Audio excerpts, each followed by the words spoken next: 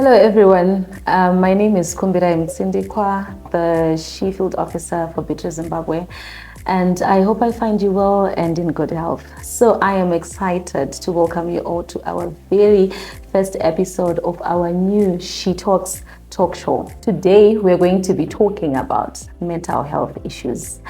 And joining me today are two students and a guest. And I'm going to take this time to allow them to introduce themselves. I'm going to start with our guest. I'm Tatenda Masunzambwa. I'm the volunteer and sports coordinator for Zimbabwe. My name is Anesu. My name is Anashe Sihuchi. So in this segment, we're going to allow our guest Tatenda to shed more light on these mental health issues. Tatenda, welcome. Thank you, Toby. So tell us, we're talking about mental health issues, right? And we are talking about a certain age group. We are talking about girls' education. Please tell us more. Okay, thank you. I think it's important to discuss about mental health issues because it's something that is very common these days, and unfortunately, in some of our cultures, it's regarded as a myth, where people divert attention of mental health, linking it to maybe something that is spiritual or something like that. As far as myths are concerned, as far as culture is concerned, and this whole mental health issue, okay, here are we talking about, let's talk about the fact that it has been ignored for the longest time. Would you literally say that these are the reasons why these mental health issues have never really been given so much attention, or maybe that's why people don't really care? Would you say these are the factors that make people just ignore those whole issues as much as they are affecting our girls? Yeah, I would say so. Plus, also there are other factors that include just ignorance by choice in how we are brought in as Zimbabweans, as Africans. We mainly divert our route from the scientific way that has proven facts on these issues. For example, you speak about schizophrenia or bipolar, depression, anxiety. These are issues that derive from mental health illness. So we can't really say it's only just because of a myth. It's also having factors like ignorance by choice, lack of education. You find that in the school curriculum, it's something that has started just recently, all because of statistics that, surprisingly, Africa has been leading these statistics of suicidal cases and everything. They have been led by the ignorance of mental health issues. So it's something that derives from many factors. But as we go on now, seeing what the governments are doing in these particular countries, we see that it's an issue that is on the rise. And as it is on the rise, it's being linked with many factors that make people understand the background of these mental health issues. Okay, all right. So let's talk about. You mentioned governments taking steps. You mentioned the topic being introduced and the school curriculums and everything like that. Let's talk about the health sector. How do you personally feel, or maybe not personally per se, but how do you feel the health sector, as things are right now, has affected the whole mental health issues? Like, are they helping? Do you feel like they are helping? And to what extent are we affected by the health sector as far as these mental issues are concerned? Okay, I think recently the health sector has done some interventions from awareness campaigns to sensitize communities and to disseminate information that is linked to these mental health issues. So it starts from schools, from the communities, everywhere, so that kids, when they are growing up, they are aware that they are mental health issues.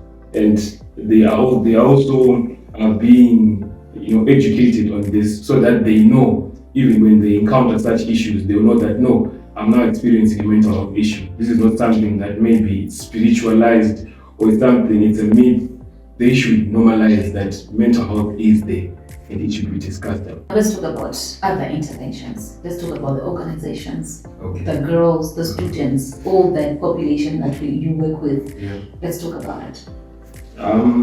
I think from the platform that we really work with, it's important to note that organizations are collaborating to go into schools, like I mentioned, raise awareness, because in some communities there is no information that is being disseminated, and also growing up, maybe some of our parents, some of our guardians, because they lived in different livelihoods. So that on its own has brought some contribution on the difference now in the lack of information. So what is being done by organizations? You see organizations that like Catalyst Foundation is associated with girls, and also, but it also goes back to where the girls come from, which is their homes, where they have got their parents, their guardians, everyone that is associated within their homes. It's something that is as an organization, what we are doing, we are trying to educate it from their homes to the schools, to the communities, and also capturing, maybe if it's a province, a district, but something that organizations are doing, and they are linking up these mental health issues with some things that with aspects that they that can make these people understand. For example, now we are talking about I recently got to know that soccer is now being used to actually address issues of mental health. So it's something that can draw people together. Something that it has got a large fan base in terms of children, whether they are parents, with everyone. I think it's got a large fan base that can draw the people together. So with that now, having that platform and using such activities, it's now easy to disseminate the information to people so that they are aware that these issues are there. And some people, they even experience them, but they don't even know that they're having issues that emanate from mental health illness. Wow, now that is a great intervention right there. So let's talk more when we get back. Stay tuned. Welcome back to our second segment, where we are now joined by our students. So I'm going to start by asking you, Anesu, tell me, ukazwa shoko nechekuita mental health. Okay. So mental health is when a person's mind is unstable due to depression. Okay, great stuff.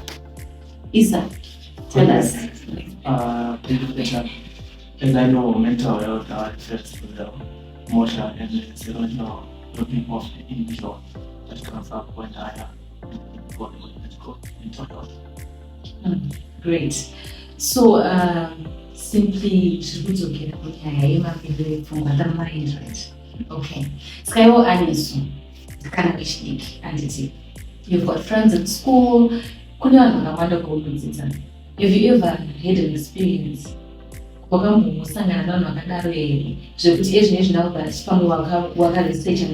health. My situation relate mental health issue. Case Fix someone. Because when in class she doesn't attend, it's like she's lonely. And by the way you describe it, it seems like she's going through depression and this. And I just focus on the stress. And then Isa, tell me. The boys, she even was kind of tell us, have you ever experienced anything or mental health issues? That could have been a case. Mental health, I don't personal. There's someone called I cannot give the name. But that guy, azvangori seems like mental yake inendisebe because mabudo ane time from situation ekumba chaiche was like the guy is so lonely akinofana nevanhu so but some people says just atapingira ndisebe mataongeta so now I don't believe was wabvunza any question anokwanisa kupindura so vamwe vanoti this guy pfungwa dzake adzisi straight vamwe vanoti right so mental health is the physical of someone nomwe ane mind yake kuti munoti atori achisi obsession so pano zvakazanana. So sevana vechikoro ndadzoka futi kune Anesu. Kane kufunga kwakweko chii chingastress mwana wechikoro kuti azosvika pakuita depression? What do you think? From zvaunoona embarrassment at school, the high grade, bullying, verbal abuse, yes, and domestic violence at home. Okay. Your friends or a classmate may use it to tease you at school. Oh, okay. That is some information right there. Is that? Not what I'm saying. I know for example this so I can talk about things this social isolation like loneliness so like poverty and then there's financial issues because only when you low and then the other one they kuti anonogazvutiza so like nokazvituka so time unotuka it will affect you in stress amabhuku especially wakatedza amabhuku wakati yes Depressions, will be getting worse again. So back to you, Mr. Tatenda. I think Mukungo's also got on the there's so many things that we overlook. So I think I'm going to go on depression. Okay. So I don't know. What's your take on this? Yeah, I believe these kids actually have some insights that there is mental health, there are mental health issues. So for me, I think it's basically like what I said earlier. It starts from where they are spending most of their time, which is the school. Is the school an accommodating place for these kids pertaining the issues of mental health? Because if the school is a place of isolation for most kids, and Ion Zimbofuti wano square valley, I think it won't be fair on them. And like mental health is derived from early childhood up until the late adulthood. So there are factors when mental health issues are not attended to. Some people can cope with certain diseases or certain chronic illnesses that would have emanated from these mental health issues. There are issues like depression, like what Anesu said.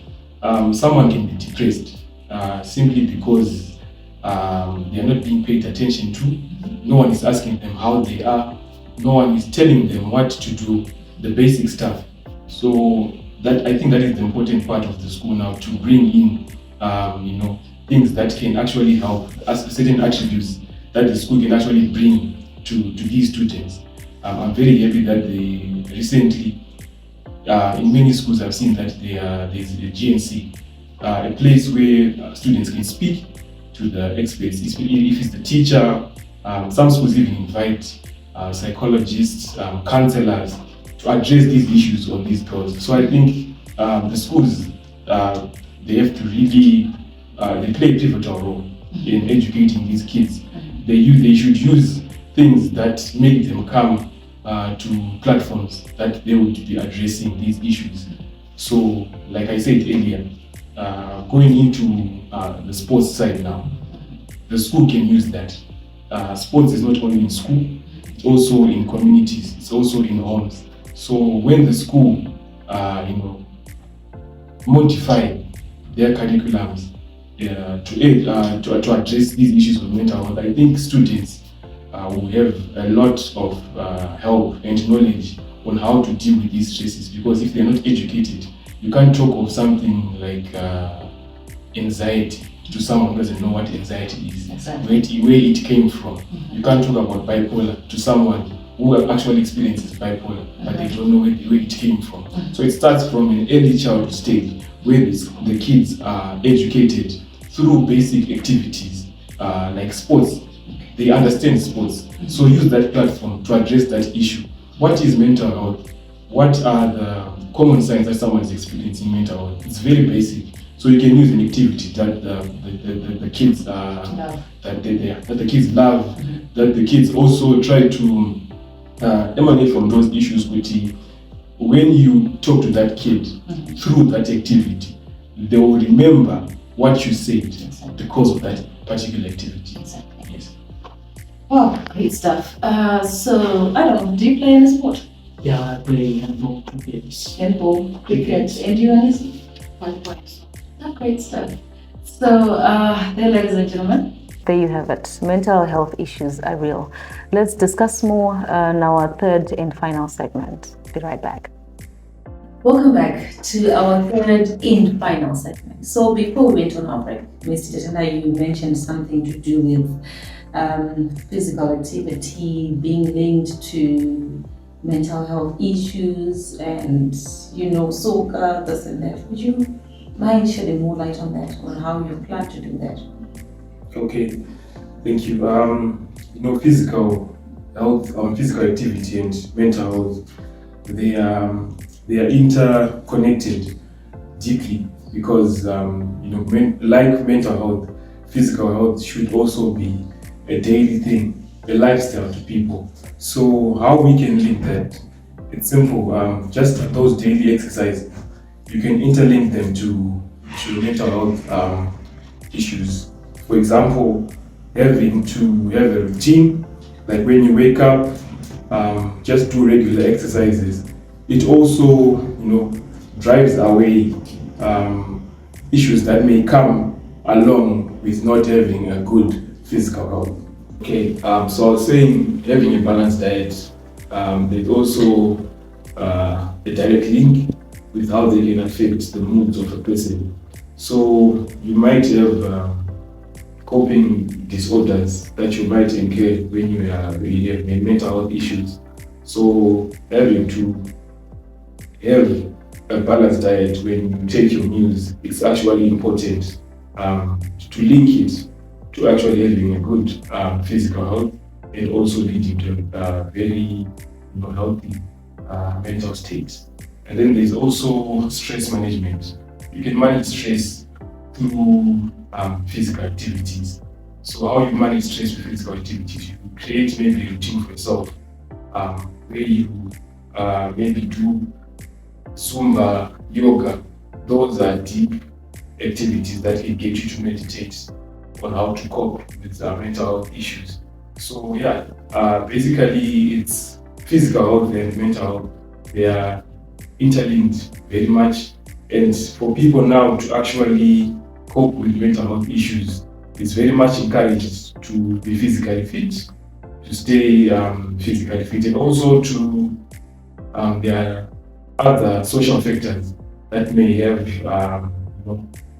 that can lead you to have a bad state in the bad mental state. So there are other examples like excessive drinking of alcohol. They can cause you to have a very, very bad physical. They can affect your body directly. After they affect your body, they are leading to your brain. So that is how we link mental health issues with physical activity. So back to how people can have a good mental health and also having a good physical health. It's just them, number one, having to exercise more. Make it a routine to exercise. Number two, have a balanced diet when you take your meals. People should eat more fruit when they take meals, because when you just take more acids, it will have a direct impact on your brain and your cognitive function. So that is it. So you can't have a physically fit lifestyle, when you don't have a balanced diet, when you make bad decisions in terms of your lifestyle, how you live your life. So yeah, they emanate from those mental health issues, all of this stuff. Yes. That is very educative. Anyway, let's go back to the age group in question. We are talking about, yes, we can talk about both boys and girls. Well, that's the population that we're working with. But let's go back to the girl child. These girls are coming from different backgrounds, different home setups. Sometimes she's coming from that little background down there. We cannot exactly talk about exercising because after school she has to do the chores, she has to do this, she has to do that. So do you have other coping mechanisms or maybe other things that we can talk about when it comes to coping with mental health distress?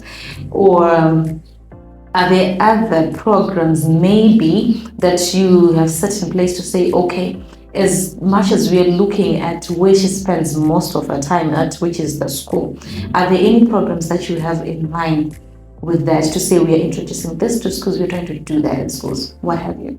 It comes from having to have these girls lack such activities in their homes, in their lives. It comes from a lack of education, both from their carers and from their caregivers and to them. So why not educate the carers? We go to them.